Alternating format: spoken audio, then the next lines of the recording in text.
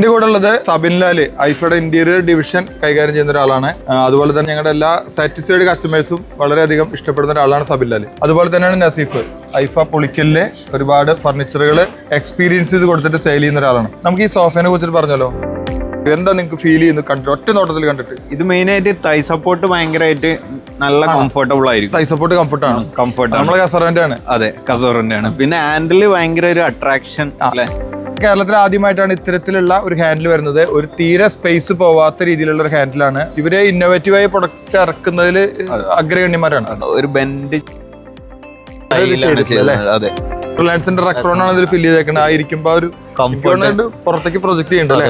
Stitching വളരെ മികവല്ലേ. ഇതിവിടെ നോക്കിയൊക്കെ സ്റ്റിച്ചിങ് ലൈനിങ് ഒക്കെ വളരെ നന്നായിട്ട് അല്ലേ.